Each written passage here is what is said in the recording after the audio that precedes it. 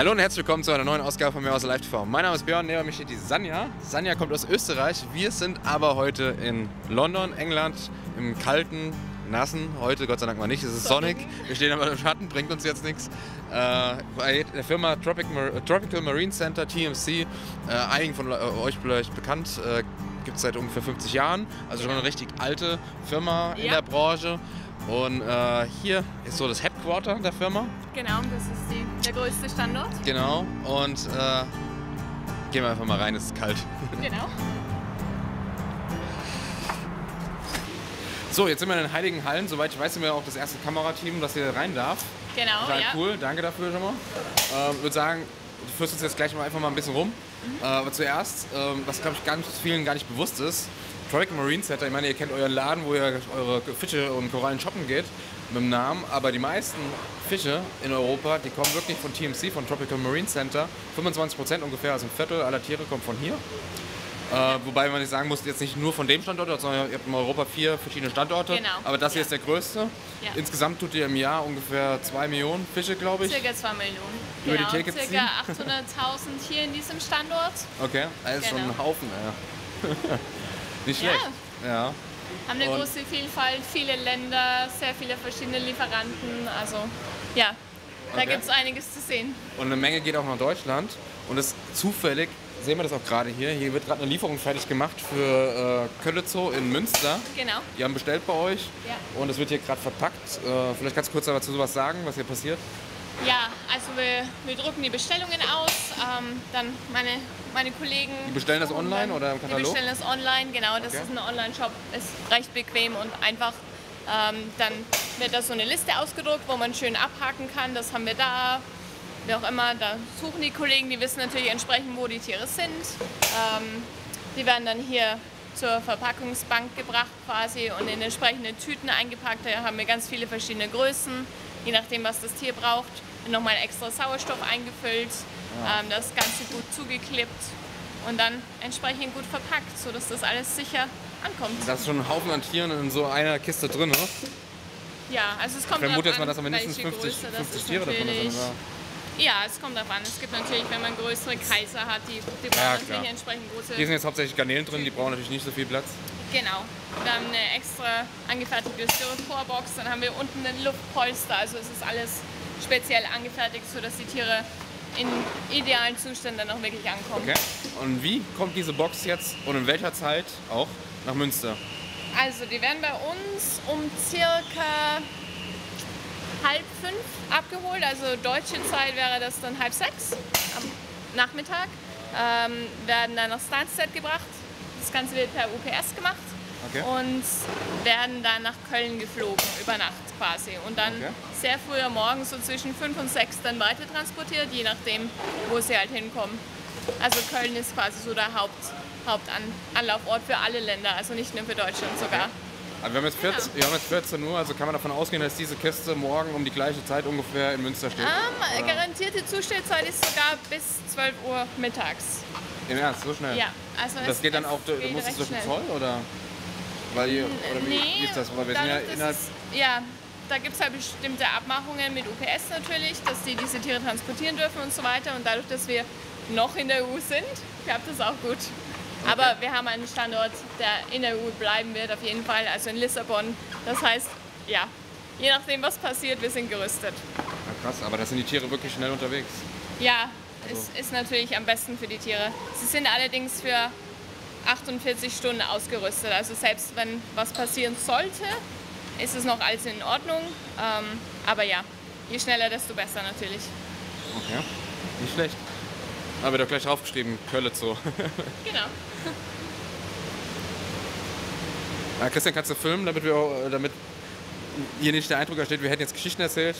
Tatsächlich hier für den Kölletzow. Gerade fertig gemacht. So, also wie gesagt, 25% der Tiere, die man auch in Deutschland dann kauft, die kommen von euch.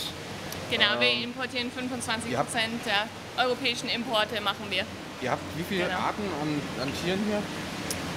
Also momentan ca. 600 verschiedene Arten. Okay. Wir haben allerdings Zugriff auf ca. 1800. Okay, und darunter sind auch ganz spezielle Arten. Hier habt ihr zum Beispiel einen Blaupunktrochen drin, ne? Ja, genau. Das ist natürlich jetzt nichts, was wo ihr jetzt 20 Stück da habt, sondern da habt ihr jetzt einen da. Genau. Sowas ist dann nur auf Bestellung oder habt ihr die auf Vorrat? Die sind eigentlich fast immer auf Bestellung, weil sie wirklich sehr beliebt sind und auch wunderschöne Tiere sind aber auch sehr empfindlich. Also da muss man besonders gut aufpassen natürlich. Aber wunderschöne Tiere. Ja, also es gibt allerlei verschiedenste Krabben, Schnecken. Das sind Hai-Eier zum Beispiel. Das sieht man auch, wenn man Glück hat, wie sich da was drin bewegt. Genau, also es gibt allerlei und einiges können wir eben auch auf Bestellung dann besorgen, je nachdem. Okay. Gehen wir mal ein bisschen weiter. Hier gehen jetzt bei euch auch so ein bisschen die Korallen los. Hier sind hauptsächlich Weiche und LPS. Genau, ja. Korallen. Also ihr vertreibt alles. Ihr habt auch jede Menge, was ich, Seeäpfel und Muscheln. Also Vielfalt ist wichtig für uns. Wir wollen nicht von einem Fisch 1000 haben. Wir haben lieber von allen möglichen Regionen ganz viele verschiedene Spezies, um eben eine möglichst große Auswahl bieten zu können. Okay. Ja. Und dann hier im nächsten Raum, das finde ich ganz interessant, weil wir waren ja bei euch am Stand auf der Interzoo 2014 und da hat der Charles damals die Nachzuchten hier für den Kardinalsbarschen gezeigt. Ja. Und das ist auch weiterhin eine reine Nachzucht, oder? Bei euch hier? Genau, ist eine reine Nachzucht, ist sehr beliebt, sind wunderschön im Schwarm und ja, die haben wir eigentlich immer da. Aber also Thema Nachzucht ist ein Stichwort. Ihr habt hier unheimlich viel Forschung da betrieben, was Nachzuchten angeht. Habt ihr auch viele Erfolge gehabt? Selbst eine Zuchtanlage früher, ja, vor ein paar Jahren noch. Die habt ihr aber jetzt nicht mehr hier. Was die haben wir leider nicht mehr hier. Ja, es hat sich nicht wirklich rentiert, auch wenn es natürlich sehr toll ist, sowas zu haben und vor allem auch selbst zu sehen, wie das Ganze funktioniert und so weiter. Aber wir haben dann entsprechend die Technologie, die wir da entwickelt hatten, um das zu machen, das waren Anemonenfische in dem Fall, haben wir dann entsprechend an 5 unserer Lieferanten weitergegeben. Und die verwenden jetzt diese Technologie und wir kaufen die Tiere von ihnen dann entsprechend. Okay. Genau. Das heißt, die werden außerhalb von Europa wahrscheinlich dann nachgezüchtet hauptsächlich? Genau. Und was ich aber krass finde, das hätte ich jetzt nicht gedacht, ihr habt gesagt, dass 25% ungefähr eurer Tiere hier Nachzuchten sind. Genau, also wir haben einige Korallenauszucht, natürlich Garnelen, wir haben Fische, wir haben Krabben, also ja. Die 25% sind nicht vom Fischen, sondern das ist über alles betrachtet, oder? Über alles betrachtet. Ach so, okay. Genau, ja. Jetzt bei den Korallen viele Wildfänge? Hauptsächlich Australien, weil Australien schon eher schwierig ist, weil die halt sehr, sehr empfindlich sind und so weiter, aber sehr vieles andere bekommt man aus Zucht und ja, ist auch sehr beliebt. Okay. Ist halt toll für die Nachhaltigkeit natürlich. Und, ja. Was natürlich eine spannende Frage ist, wie betreibt ihr das alles hier? Ihr habt eine riesen Anlage. Können wir die mal zeigen? Ja, gerne. Lass mal einfach mal rüber. Gehen wir rüber. Geh einfach mal vor. Okay.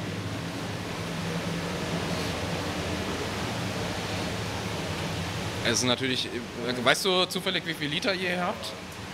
Wir haben eine 500.000 circa. Das ist schon einiges. Liter. Das sind eure Förderpumpen hier? Genau, das sind alle 70.000 Liter pro Pumpe und gibt es dann 9 Stück. Also, ja. 70.000 Liter pro Pumpe? Genau, da geht einiges rum. Aber die Anlage ist halt auch sehr groß.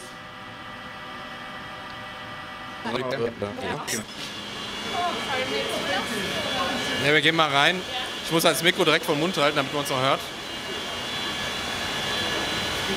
Hörst du uns trotzdem? Super, ja. Also das ist jetzt wirklich XXL. Wir haben ja letztes Jahr so ein großes Aquarium besucht in Karlsruhe. Die hatten auch schon große Anlagen, aber das hier ist nochmal eine andere Dimension. Ihr habt hier alleine 6 Abschäumer und ich glaube, wenn ich richtig bin, 4000 Watt hat eine einzige Pumpe. Also ihr habt hier 25.000 Watt circa.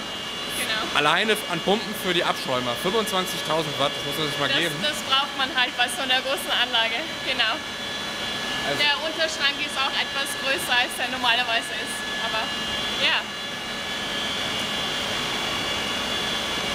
Ja, ist perfekt, ne? Da habt ihr richtig schönen Badeschaum immerhin. Genau. Wunderschön.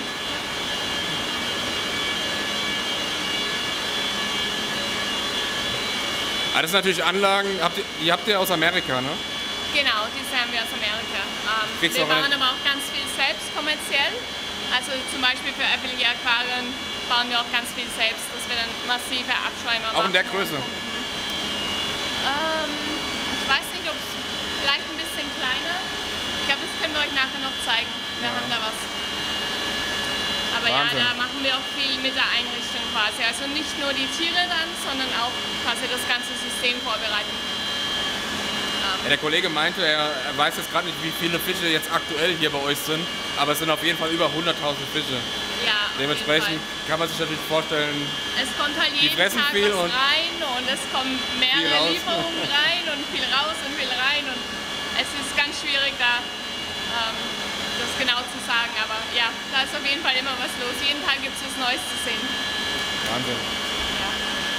Das ist auch der Grund, warum wir angefangen haben mit dem Technikzubehör, weil es damals, vor 50 Jahren, gab es da irgendwie noch nicht so viel oder nicht in der Art, wie wir es gern hätten. Und dann haben wir selbst begonnen, quasi, um die Fischgesundheit zu verbessern, haben wir selbst begonnen, Produkte zu entwickeln. Ja, jetzt können wir noch kurz bei den Akkus vorbeischauen, wenn du möchtest. Ja, Und gerne. dann in den Showroom. Für den SPS, ja. übergehen. Genau. Aber ich hatte ja noch gesagt, wir haben ja noch ein Highlight.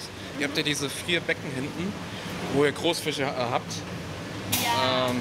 die zum Beispiel an Sea Lives und sowas rausgehen. Ja, ja. Die wollt ihr bestimmt mal sehen. Ja, sehr gerne. Dann Das passt ja ganz gut jetzt zu den Tieren hier. Genau. Aber hier sind die Akkus von euch. Genau. Also, genau, da haben wir immer ein paar, auch aus Zucht, wie man sehen kann. Da hinten sind noch ein paar Wilde dabei. Ja. Also ja, wir haben da immer einiges. Jetzt mal als Info für die Zuschauer. Ihr seid ja hier im Prinzip im Großhandel. Das heißt, die Händler, die Genau. Einzelhändler, die kommen bei euch vorbei. Also gerade die hier aus England und können dann Genau. quasi direkt aus dem Becken sich das rausholen und mitnehmen Genau, für ihren quasi Laden. selbst aussuchen. Man kann aber auch bei euch online im Katalog quasi die Sachen auswählen. Genau, also wir haben eine Website, das funktioniert ganz einfach. Ja, da klickt man einfach an, welches Tier man gerne hätte, hat dann einen Einkaufskorb, kann ganz einfach bestellen. Und ja, was sehr interessant ist für unsere Kunden, ist halt, also für unsere englischen Kunden, ist, dass sie sich hier alles selbst rausholen können und quasi selbst aussuchen, welches Tier will ich denn genau. Und Ja. damit wir das quasi für Deutschland so ein bisschen nachmachen können, haben wir begonnen, ganz viel über WhatsApp zu arbeiten. Also, dass Okay. wir interessierten Kunden anbieten, dass wir Bilder machen von den Korallen, die wir hier haben. Also bei Kunden muss man jetzt natürlich sagen, du meinst jetzt Händler. Händler, Also genau. Jetzt nicht der Und Endkunde, meine der sich Kunden, quasi genau, fürs Aquarium genau. zu Hause holt, sondern der Händler. Ja, das ist sehr wichtig für uns, dass wir wirklich nur mit Händlern arbeiten, weil die Händler das nötige Hintergrund- und Fachwissen haben, um dann die Endkunden entsprechend zu beraten, damit die nicht die Freude am Hobby verlieren natürlich. Also deswegen ist es auch wichtig, dass wir die regelmäßig besuchen. Das passiert normalerweise mindestens einmal im Jahr, wo ich dann vorbeischaue und wo wir auch sicher gehen, das ist ein tatsächlicher Laden und so weiter. Ja. Jetzt wechseln wir so mit in den Raum. Boah, ihr habt ja so schöne Doctors. Die habe ich noch gar nicht gesehen. Ja, also es ist immer ein bisschen anders. Wir haben so ein bisschen eine Struktur hier. Die sind aber nur wenige Tage hier, ne? Also mindestens eine Woche von Ankunft bis Genau. sie dann wieder rausgehen. Es ist uns halt wichtig, Also meistens dass, habt ihr einen Durchgang, glaube ich, von 10 Tagen, hatte ich vorhin Genau. irgendwo aufgeschnappt. ja, es ist sehr wichtig, dass wir sicher gehen, die Tiere sind gesund, sind gut angewöhnt, die fressen alle und deshalb ist es uns, haben keine Krankheiten natürlich und deswegen wollen wir auch sicher gehen, die sind hier mehrere Tage, damit wir eben nicht ein krankes Tier weiter verschicken oder ein Tier, was dann später Probleme machen wird und so weiter. Ja, krass. Ich wusste gar nicht, dass, Genau. dass es sowas in dem Umfang ja auch in Europa gibt. Ich kenne das ja nur aus den amerikanischen Sendungen. Da sieht man es ja Ja, öfters in Los Angeles, ja. da bei der Fish Street heißt sie, glaube ich. Die haben ja auch so riesen Anlagen. Ja, es ist auch. Dass 25% der Fische in Europa von euch hier kommen, das finde ich echt krass. Ja, es geht War halt mir gar nicht einiges bewusst. Durch. Ja, es geht einiges durch. Es ist ganz, ganz spannend zu sehen und macht auch sehr viel Spaß hier zu arbeiten natürlich, weil man immer neue. Jetzt gehen wir mal zu den Großfischen. Ja. Ich glaube, Ah, so, da hinten ist der spannende Raum. ach, hier, was ich noch vorhin gesagt hatte, kommerziell. Das ist quasi etwas, was wir bauen. Genau. Das heißt, es kann ein Händler für seinen Laden so bestellen. Genau, wenn jemand seinen Laden erneuern will oder irgendwie neue UV-Geräte braucht oder Skimmer oder wie auch immer, machen wir auch viel für All-in-One-System öffentliche sozusagen. Aquarien. Es gibt da verschiedene Größen und so weiter natürlich mit verschiedenen Add-ons und alles mögliche. Aber ja, da machen wir auch recht viel. Vielleicht für den einen oder anderen auch interessant für zu Hause. Ja, Es gibt ja ist so halt ein quasi in großem paar. Stil dann. Ja, aber gibt's. Ja. Aber es gibt ja. Also wir sehen es ja bei der Tankparty, da gibt es dann Genau. doch auch gerne mal Becken mit 2.000, 3.000 Litern. Ja. Ich weiß jetzt nicht, wie viel Liter das ist. Das wird wahrscheinlich eher für, vermute ich mal, so Richtung 10.000, 20.000. 500, glaube ich, gesagt. 5.000? How many liters is this for? 5000. 5000. Ja, genau. Ah, Das ist den Tag da. dann Ja. ist es vielleicht schon interessant für den einen oder anderen zu Hause. Genau. Ja. Sanja, dann hatten wir ja noch gesagt, dass wir noch ein Highlight haben. Genau. Im wahrsten Sinne des Wortes. Ja. Ein Highlight. Ja, ihr importiert ja nicht nur für den Einzelhandel, sondern eben auch für Großaquarien. Kunden habt ihr unter anderem Sea Life, ne, hat sie erwähnt. Genau. Ja. Ich glaube, die Tiere sind sogar für Sea Life, die ihr da drin jetzt habt. Ja. Schauen wir uns einfach mal an. Genau. Schauen wir mal, was wir da haben. Sieht man ja auch nicht jeden Tag. Das sind jetzt natürlich alles Wildfänge, weil da ist jetzt natürlich erstens ist es natürlich auch eine Herausforderung, sowas zu züchten. Und zweitens ist natürlich jetzt auch nicht die Nachfrage da. Ne? Genau, ja. Also wir versuchen natürlich so viel wie möglich aus Nachzucht zu beziehen, aber bei manchen Tieren ist das einfach nicht wirklich möglich. Um welche Tiere handelt es sich jetzt hierbei? Das wäre ein weiblicher Leopardenhai. Okay. Genau. Drüben ist noch Da einer. drüben haben wir noch ein Weibchen, genau. Dann haben wir zwei Da haben wir Rochen. ein paar Rochen, genau. Leopardenmuster, oder? Indo-australische Tüpfelrochen sind das. Okay. Und nochmal zwei Haie hier drin. Das sind Bisschen aber andere kleinere, Haie, ne? genau.